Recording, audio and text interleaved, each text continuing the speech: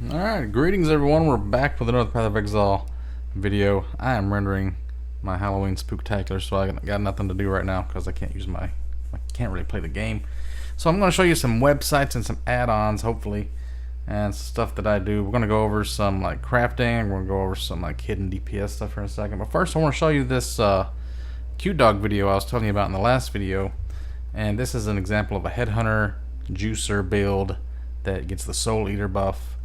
And he's just doing a map to explain how it works. All these green balls coming off are from Abyss items. You get these spirit charges that spread out and just kill everything. Now look how his character is growing in size, and this row of buffs appear on the top of your screen. That's all like where he kills a rare mob, he steals their mods, he gets all their mods, and it's like ridiculous. He's just blasting through, shield charging. He's using a Cosprey's Malice, I think, to get his Herald of Thunder to kill everything, because it triggers all your lightning skills or your ice skills or something whenever you crit with it.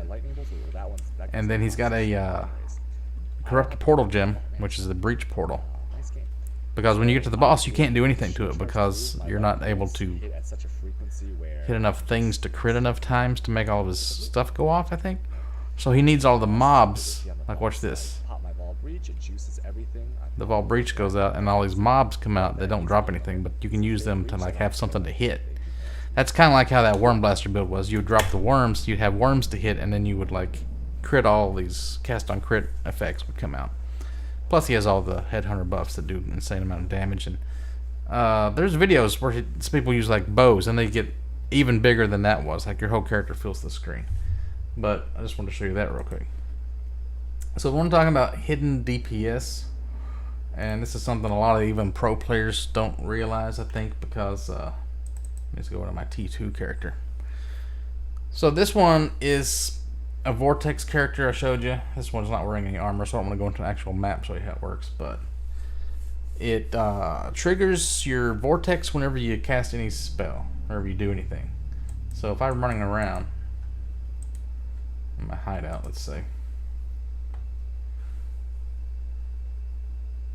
Maybe it was in my armor, wasn't it? So I don't think I can do it. I'm like putting a tabula on. Shit. Okay. Which means I gotta sell my div cards to even. Alright, let's get us another tabula.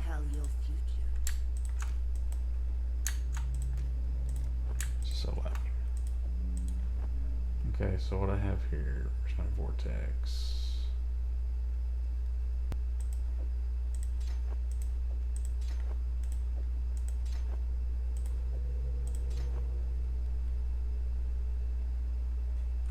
That's enough.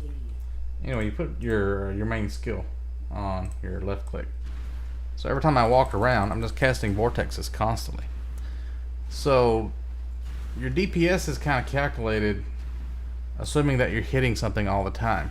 So it's not really accurate. When you're fighting a boss, you got to constantly be dodging his main attacks and like moving out of the way.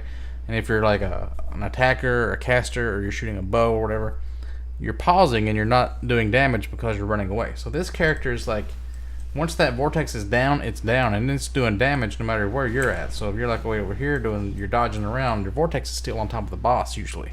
So it's doing damage even when you're not even trying to. So your DPS is like constant. It's not like most builds where your DPS drops off and it spikes up and down as you dodge.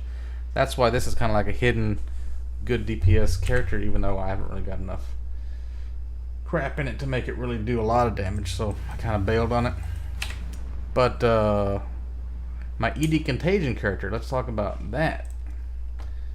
I talked about how it works. Like you put the contagion down, you do your little drain, little ball, and once you kill one thing, it spreads and kills everything. Like the AoE actually adds to the DPS, because the more things that contagion hits, the more things are going to take damage. So the DPS, you can't even really use like your tooltip DPS. Where's my essence range? It says 14,000, but it's actually probably way higher than that. I don't know. If you go over here and look at this one, sometimes it'll show you different numbers than the one that's down here, I think. Or if it's a skill that's not really directly casted or something. You can look at this bar up here and see actually what's going on if you get confused.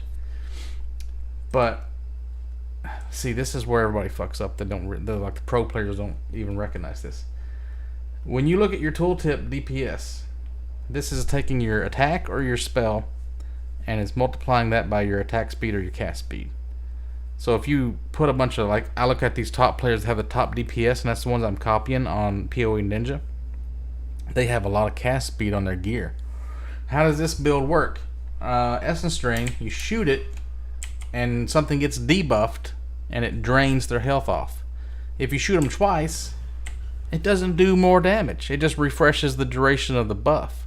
So your cast speed means jack shit when you're essence draining, because it doesn't matter how fast you can shoot your little ball out, it doesn't do anything.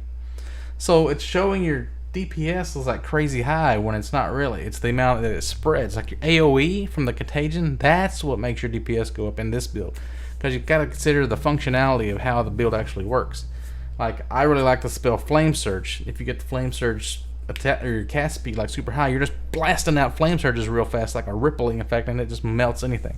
That's where actual cast speed is going to make a big difference in your DPS. Or if you're doing something that casts on crit, then every time you crit, that crit chance is going to make your DPS go up, because you're triggering other skills off of that first skill crit. But the more skills that you have attached to a cast on crit, the less support gems are going to be able to fit in there. So you're not actually going to like boost the damage as much as you would like a 6-link natural skill. So that's kind of how DPS works. Can't always go by the tooltips. Can't always go by, like, I always look at when you go to PoE Ninja, I don't know if I showed you. I keep forgetting things. When you look at the people that are doing stuff, I think Golem's not going to show your DPS because Golems do all the DPS. But let's say like Blade Vortex. Get recurring Golem. So the people that are doing DPS with Blade Vortex, if you sort it by DPS, this one is doing 40.9 million DPS. What's all has he got? He's got the low life damage. He's got a mirrored bow. That's strange. He's got fire conversion. He's got a headhunter. He's got these guilt, the circle of anguish, circle of guilt. These are the rings I was talking about that do increased fire damage while affected by Herald of Ash. Circle of guilt does increased physical damage while affected by Herald of Purity, whatever the one is that summons the 4 dudes I showed you yesterday. So these are all pretty good builds for damage, but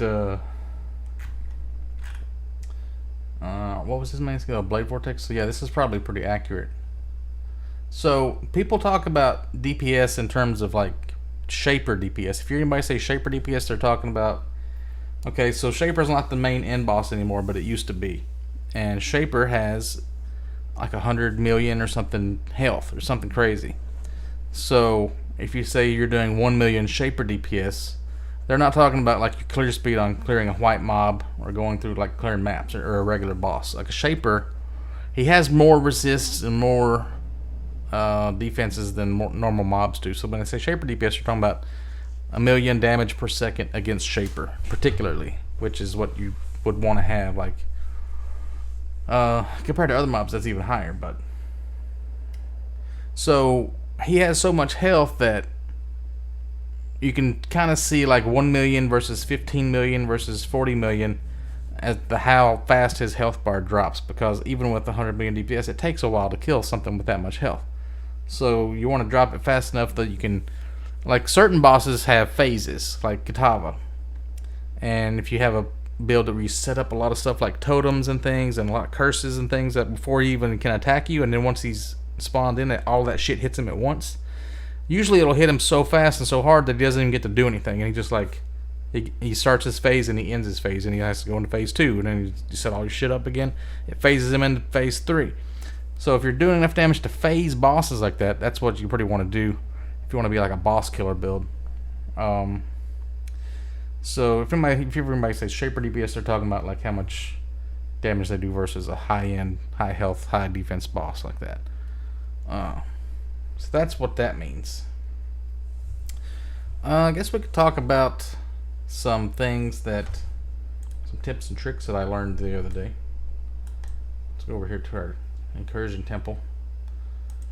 So I don't know if I showed you guys this. This is another like mini game from an old league, Incursion League, and this is a good way. I used to farm like Exalts, but every time you do a map that has Alba in it, you get 3 of her, and you get 3 chances to run these rooms right here.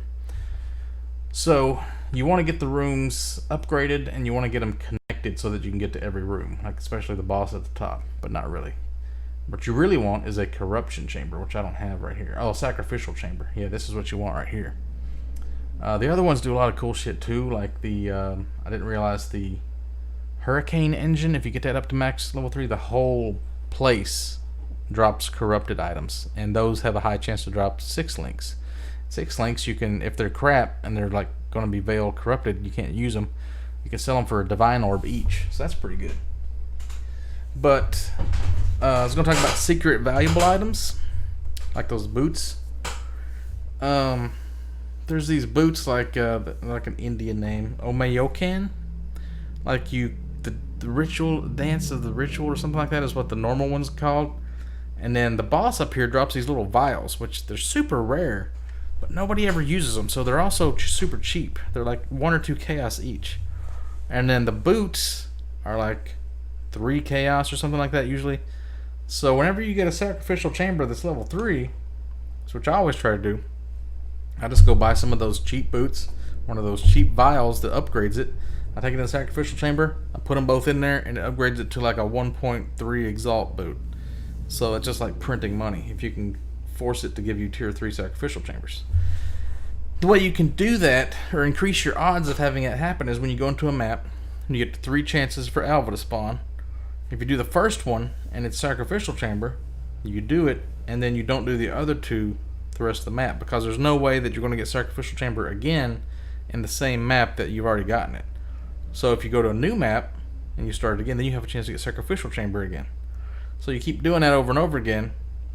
And also if you have like something like Department of Thaumaturgy, let's say this is a gem one, and you don't really want that, but it's already level 2, you might as well go ahead and upgrade it to level 3, so then the next time you run Temple, you can't get this one again because it's already upgraded. So it increases your odds again of getting the one you want, the sacrificial chamber. There's also the corruption chamber, which lets you corrupt armors or jewels or anything like, or there's a jewel one, I think it's the locus of corruption, which you can get like 21, 23 jewels. Every time you get an extra level on your jewel, like your main skill, that's like a crazy increase in damage. But also it can just like, how the corruption work is, it can 25% chance to just disappear it and destroy it completely, and you never get it again. It also has a chance to, well, that's like normal veils. If you have a double veil, then you have to beat that 25% chance twice. But you can get a double implicit, which could be like +1 to all skills, +1 to AoE gems, +1 to, I don't know, fire gems, stuff like that, which could be crazy. You can get like +1 to frenzy charges, I think. Some kind of mods like that are going to be insanely expensive and crazy to get. But if you're trying to get that on a 6 link that you've already spent who knows how many fusings to get it 6 linked, and it's top of the tippy top, like divined up to this perfect stats, that's a big risk to take. So you may want to just throw it on something stupid like a tabula rasa. Or the sacrificial chamber, another thing you can do, another hidden item. Let's go to, what was our website? Path of Exilepedia. Shadow Stitch. I think I talked about that a little bit. This one you get, like when you do at Ziri, she drops these sacrificial garbs. It's like a white armor. You're probably not even going to see it if you have a loot filter on. You have to turn off your loot filter to even see it on the ground. And it looks like that. And if you sacrifice one of those, I don't think you need to put anything else with it. Maybe you do. But it can have a 25% chance to give you a Shadow Stitch armor, which has an implicit veil mod. It's corrupted. It gives you plus all attributes. 350% increased armor evasion and energy shield. Recover life on kill. Recover energy shield on kill. Minus resist to each corrupted item equipped. That's not good. But 8% increase energy shield for each corrupted item equipped. 6% increased life for each corrupted item equipped. And it's automatically a 6 link. I don't know how the sockets work, if it's like just a random number of sockets or colors. But yeah, that's pretty good. Those sell for quite a bit, I think. So corruption is really neat. I like it. I like messing with it. What's the other thing I told you about? The PoE Trade macro. I think I also... Just my character that has the... No. Let me get on my T2 character again once more and show you how awesome my helmet was. You should be able to see this because I'm on display capture right now instead of game capture. But you saw this program. It's a couple of programs. One is an auto hotkey program. One is a thing that looks up prices on PoE Trade. So when you hit Control D on something, you see how this has nearby enemies have -9 cold res. Let's see if this shows up. Yeah, it does a little search, and it shows you the prices and who's all selling it. So right now this is like 7.87 to 11.8 Exalt is the estimated price. Now if you want to like just search for something like specifically about the nearby enemies have 9 cold res mod, you can hit Control Alt D, and then you can like have it where nearby enemies have, I can't put the number in, but normally if it was like a stat, maybe I didn't want to, maybe I wanted to have like 16, only 16 cold res and 16 chaos res. You can change these little stats and then you can search it and then see what it would be. I wonder if there's a way to like search for like adding enchants on it, because this doesn't even have an enchant other than this chain hook bullshit. You don't see a way to do that, but you can like change a lot of the things about the item you're looking up. Or you can actually just open on PoE Trade and it'll go to PoE Trade and it'll look up your item, see who has a similar one. I guess nobody even has a similar helmet to mine. That's pretty crazy. Oh wait, there we go. These are all like cheap as fuck. These don't have my cold res though. I guess it's a little bit. Oh, it's looking up Redeemer and Redeemer influenced helmets. Anyway, if you want to look something up on PoE Trade, let's just talk about that. You go here and you reset it. There's a lot of things. Man, I really should have made a list of like things you'd want to look up. Like if you want to look up an enchant, you don't have to go to like put it in helmets or anything like that. You can just look up whatever skill, like Vortex. Then it automatically knows you're talking about an enchant because that's the only mod that's going to have Vortex in it. And let me move myself over here or something so you can see a little bit better. Vortex, and you got Blade Vortex, you got Vortex damage, that's one you want. And the Uber Lab is going to be 40% damage, so if you want to look for a helmet that has 40% Blade Vortex damage, or Vortex, whatever I put, you do that. My internet's real slow because I'm downloading. But yeah, it'll show you some stuff. Alright, so there's some shitty helmets that are only a chaos, but they have the increased vortex damage. So if these were a good item base, which probably was going to be a Hubris Circlet that's eye level 86, so you can get to like the top mods on it, then let's see what the difference would be. Go back to search for them. Man, this is going to be a while. This is slow. Didn't realize this when I started the video. Let's look at some other builds while we're waiting on that. Well, that's popular right now. Cyclone's always big. Ray Spectre build. Spark, EK, Toxic Rain. So yeah, if you want to like get a good starter build, you can look up what's popular. Let's say if you want to make a Toxic Rain build, you go here. Sort by DPS, you got 4.4 million. This is a damage over time skill, so it might not be that accurate. It might have attack speed in there that's messing it up because poison damage doesn't matter with attack speed. Or this does because it kind of explodes these seed pods. So a lot of people will use a Quill Rain just because of the attack speed, even though it does shit damage. It's a level 6 bow. So you can kind of see like this bottle of Faith Flask everybody uses is insane. I don't know why, but I gotta get a Cinder Swallow for my character, actually. Vessel of Vinctar shocks everything. Yeah, if you want to run like a Impulses, probably a Vessel of Vinctar would help you explode the world. Has it searched yet? No? Damn it. I should go in there in the living room and turn my torrents off. Because it's fucking up my video. Oh well, somebody got it on a broken crown for some reason. Alright, I got Mandalorian downloaded, so now we can go back to this. So, let's see. If we want to put this on Huber Circlets, and then you want to put it down here at item level 86 ones, and now you search for it. Now you're talking about 100 Chaos is the cheapest one, because you're looking at a higher item base.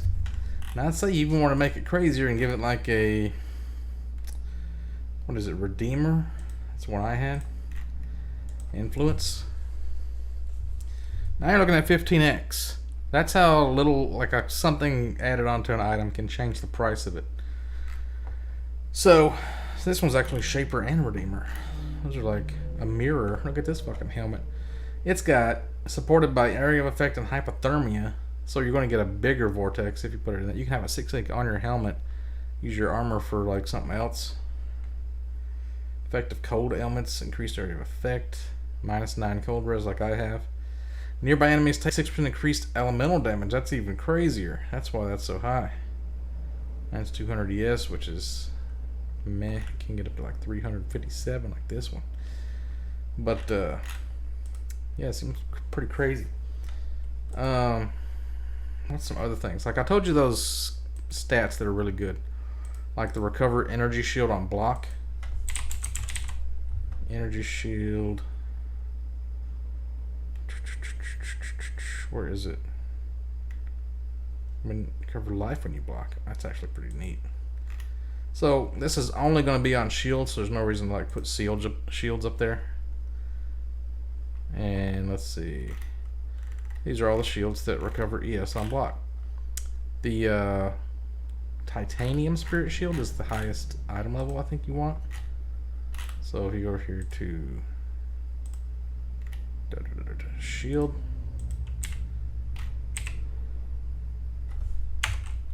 Titanium Spirit Shield, and then you look up those ones. 30 Chaos. Actually, this one's a 4%, this one's a 3% if you wanted just a 5% one. And let's say you wanted to have high energy shield on it, like you wanted to have, what can it be, like 300? Is that possible? I don't know. Let's make this a 5% block, or 5% ES with a 300 ES. Now we're looking at 250 Chaos, so yeah. There actually are some crazy ones. And let's say there's not any. Let's say you want to have it to have something crazy like 40 cold res. And you want to have 40. I'm trying to pick out something that I know isn't going to exist because that would be too nutty. 2 like tier 2 resists on it. There is no such thing. So what you can do is you click this button and it'll put it in live search mode. So it's constantly looking for that.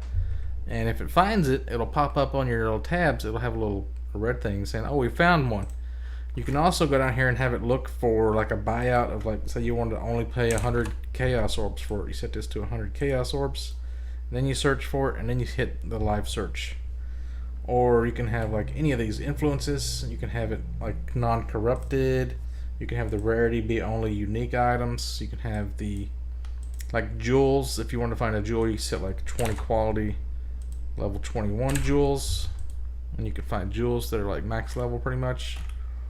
You can set the number of sockets for an item, the number of linked sockets for an item. You can even have it have like, I want 3 reds and 2 greens and 1 blue, and you can set it like that and search for it like that.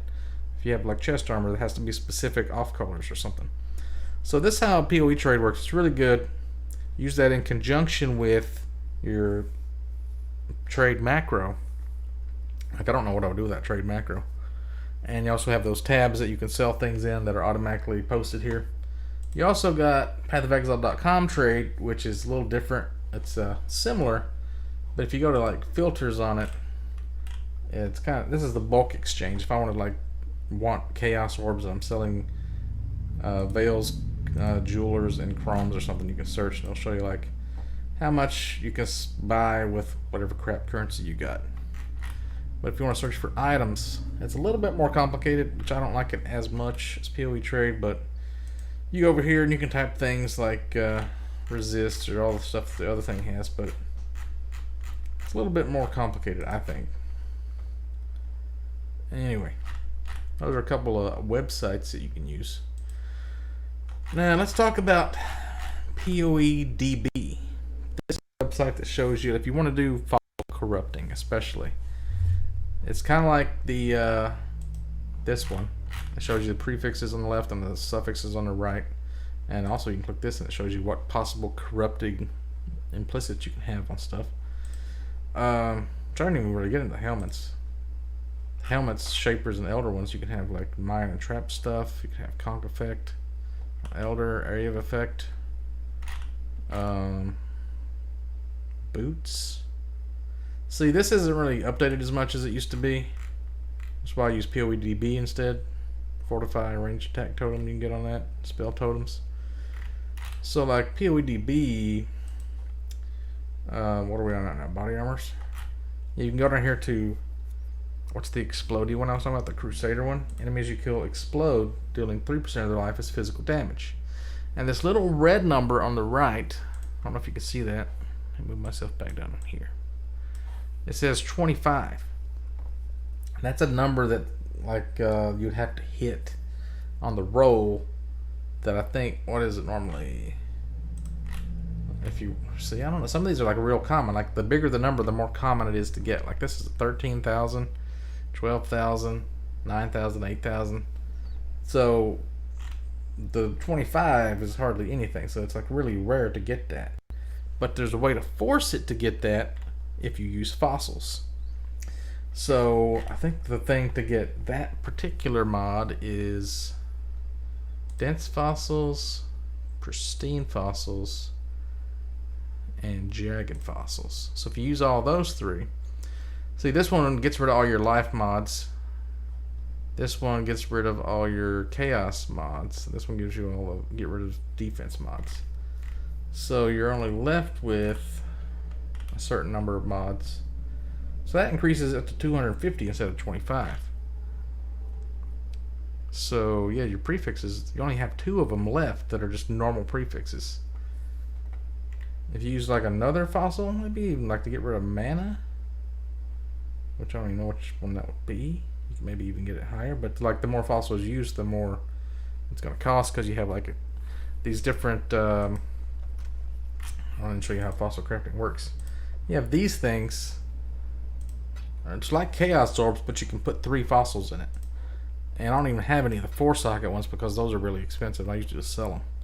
Here's like a 2-socket one. It's like an alchemy orb instead of a chaos orb, so you have to have a white item. This is a 3-socket alchemy resonator. That's what they call these.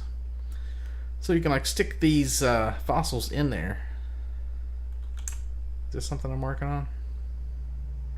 I'm level 70. Anyway, I could like stick a dense fossil in there and then put that on this and it would roll mods. I think that's supposed to be for like energy shield, but that's a really low item base, so I'm not gonna waste it.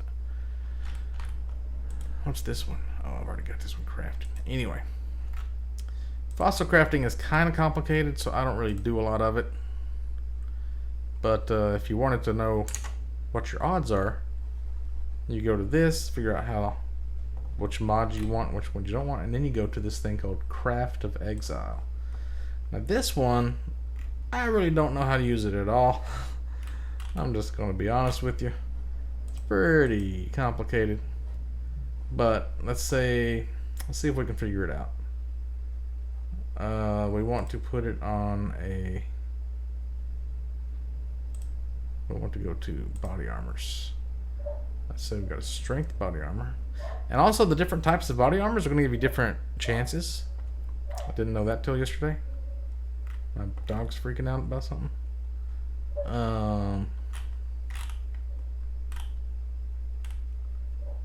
What is all this?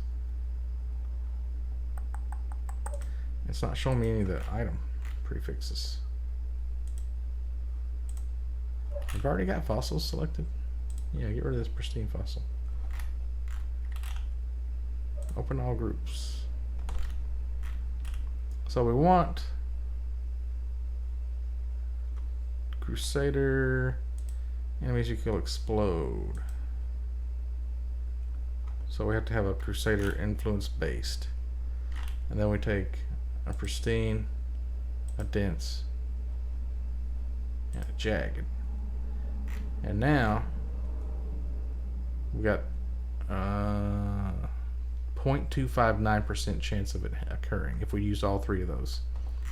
So to figure out the math of like how much that's going to cost you, this says it will take you 18 tries with a 64.25% confidence.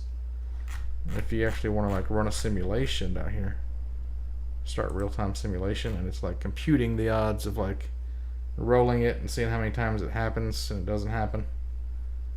11 times, 12 times it's succeeded after 350 rolls.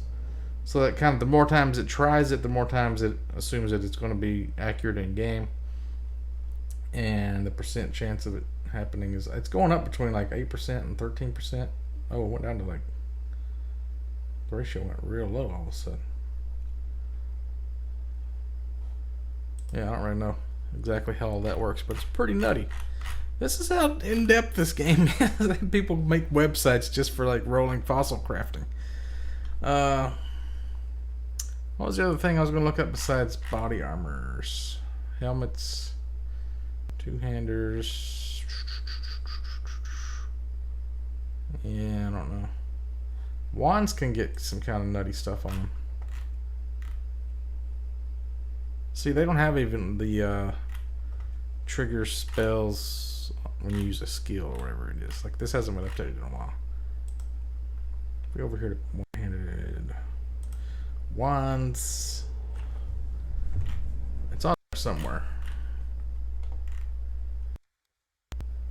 I don't remember what kind of wand it has to be.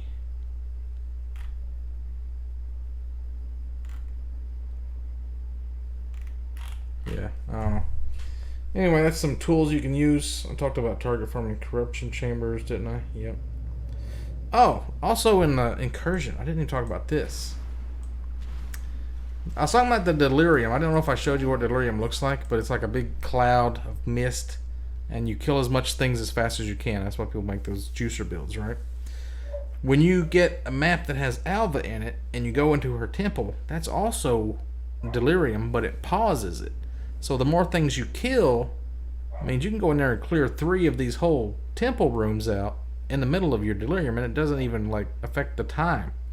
So you get way more stuff killed if you do it while you're in a Alva map.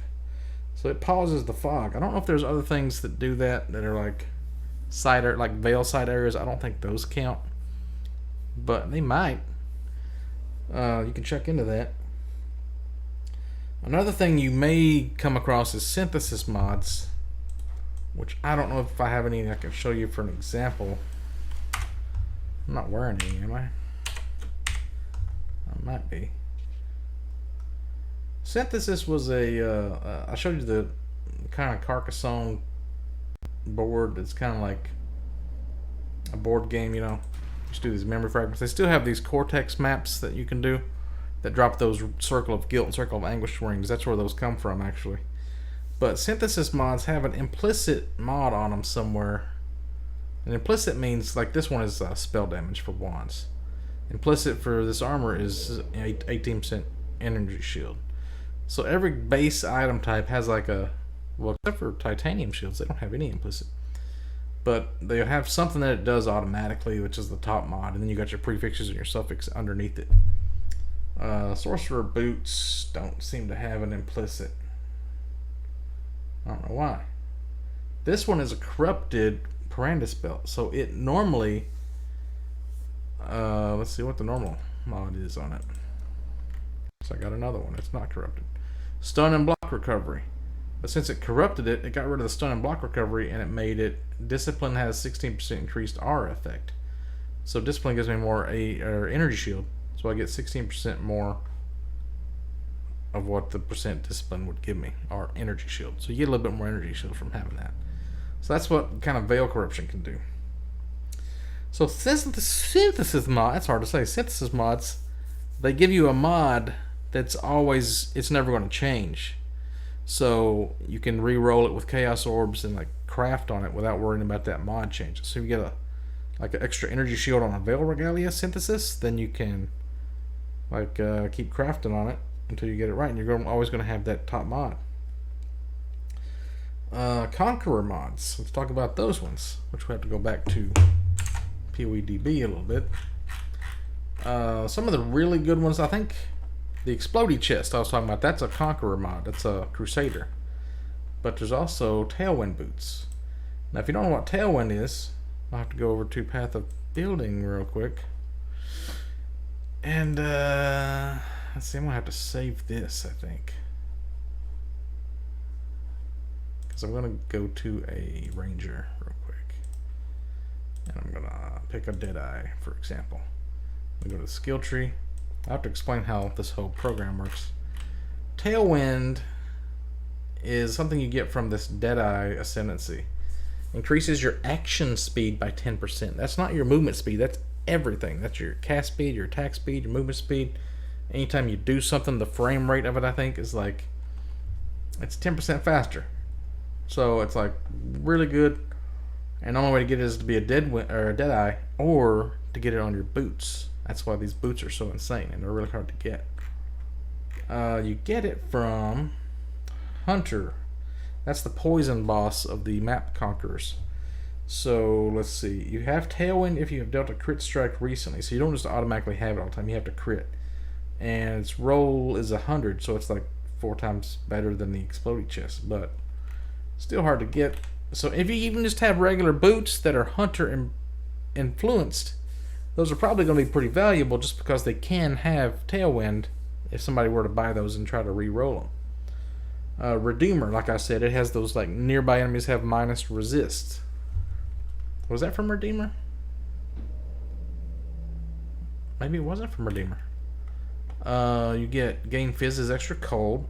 Like I said, anytime I've gained some kind of damage as some other kind of damage, that's usually good because that's a straight up bonus if you get it in the right types. Gaining extra chaos damage from all kinds of damage, or like, that's insane. But where is that nearby enemies have? That's kind of crazy. Plus 2 chaos gems, the prefix on boots. Oh, we're not looking at helmets. If we look at helmets,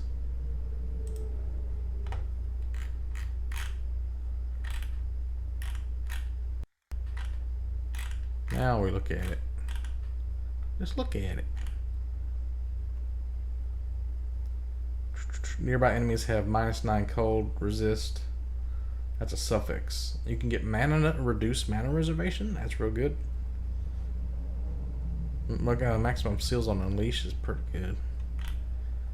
So yeah, a lot of these like influenced mods are pretty insane.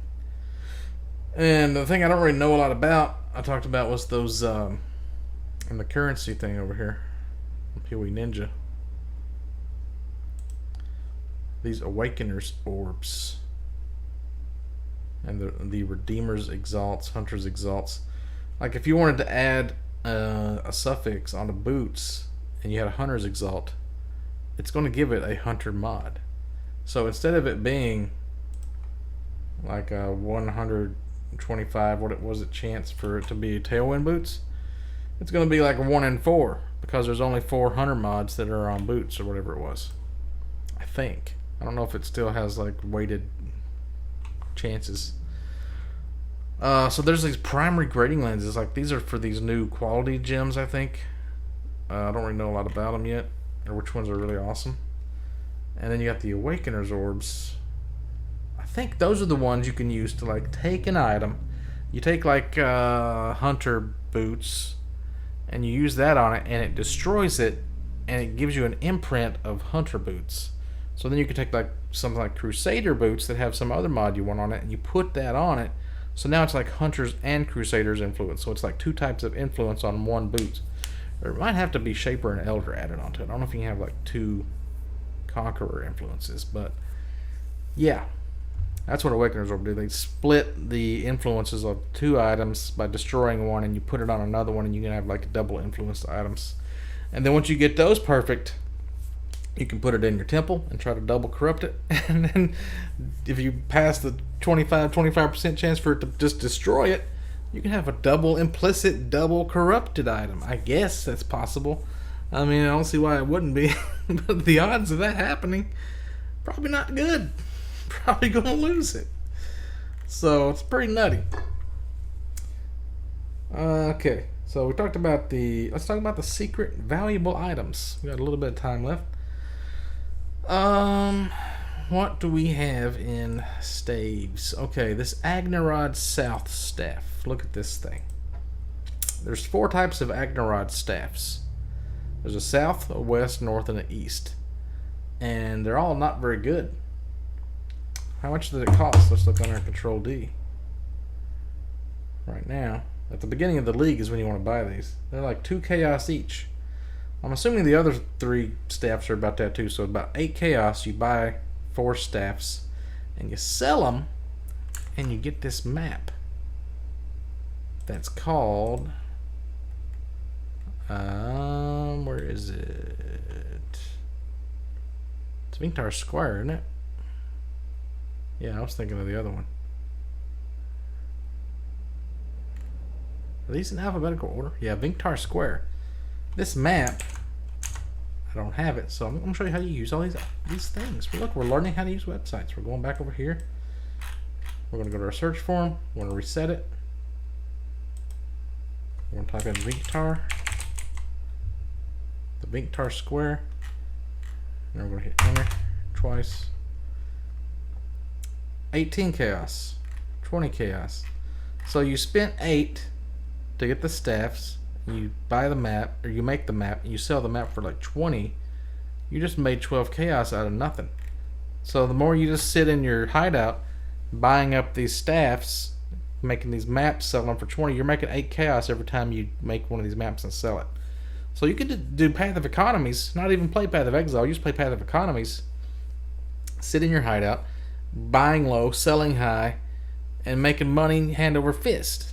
Or say you figure out like a divination card set that individually each card costs less than if you add them all up, the resulting item would be worth. I don't know what a good example of that. Maybe like I'll see, a headhunter is going to be insane. Not you wouldn't be able to afford it, but something like what's a good example? I can't even see the ones I don't have.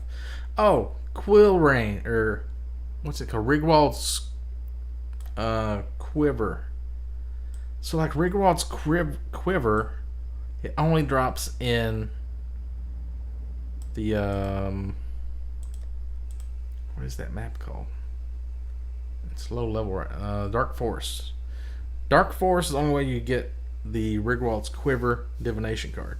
So you could farm those, or you could maybe, if the price of, like, say it takes 8 of them to give you Rigwald's Quills, if 8 of them is like 5 chaos each, that's 40 chaos, and then Rigwald's Quills sells for like 1.5 exalt. You're buying something for 40 chaos and you're selling it for 1.5 exalt. You're making like 50, 60 chaos every time you do that. Or like Abandoned Treasures, Abandoned Wealth, whatever it's called. There's a divination card that gives you like 3 exalts, or 1 exalt, or 2 exalts. There's different ones. I think we just type in exalt here. Yeah. Abandoned Wealth, I've got 1 of them. If you have 5 of them, you get 3 exalts. How much is 1 of them worth right now? See, this one is going to be like highly watched, so the price is going to be pretty much exactly what the price of 3 exalts is going to be if you add them all up. So you skip the first couple of numbers on that, by the way. I don't know if you saw that, but like people do this thing where they'll price something lower than it's worth, and then they'll just AFK and don't leave their character logged in, and it's called price fixing. So you can't really go by the first few prices. You got to go by what the most people have selling it for. So 37C takes 5 cards. So you got to do a little math now. Let's get the old calculator out. 37 times 5 is 185. Now, if you take 185, you get 3 of them, so you get to divide that by 3. 61.6. Now, if we go over here to currency, What is the price of an Exalt right now? 67 chaos. So you're getting like 6 chaos extra, I guess, if you were to buy the divination cards and like sell them for Exalts. Maybe that's a good deal. Maybe it's something you want to do. I don't know. Make a little money. It's all about the margins. You got to work the margins, boys. That's what they talk about when they talk about margins. They're talking about these little, minor saving money. That's how people do. Like, people go to Walmart and they buy like Harry Potter versions of Monopoly boards or something that somebody wants on eBay. They'll buy shitloads of them. They'll go to like every Walmart in the next 3 states over, and they'll like just hoard them and they'll sell them all on eBay, and they'll make like $5 extra per board. But over time, the amount of things that they bought and sold comes out to be pretty good money. Anyway, we're talking about YouTubers. We talked about that. The Temple boots we talked about. The Agnarods, the Machinarium boots. I told you a little bit about that. My friend's doing. He's running Machinarium maps for like 300C, and he's selling these boots for like 350C. So he's like making Exalts, Hand Over Fist, Shadow Stitch, Divination cards. We talked about that. We talked about pseudo 5 links, Shapers and Elder armors, and gloves and helmets. If you want to get like extra skill support gems, you can get those. We talked about searching on PoE Trade. That's pretty much my list. I think we've covered everything. So this has probably been another 45-minute video. I think we've pretty much taught you how to play PoE. Look at this. We've got this website. We talked about like searching by DPS. We talked about searching by ascendancies, by items, by skills. There's you should have it covered now. If you want to play Path of Exile, you should know how to play. Maybe this will be the last video in this series. Maybe I'll think of some more crap. I don't know. But I guess for now, I'll see you guys later.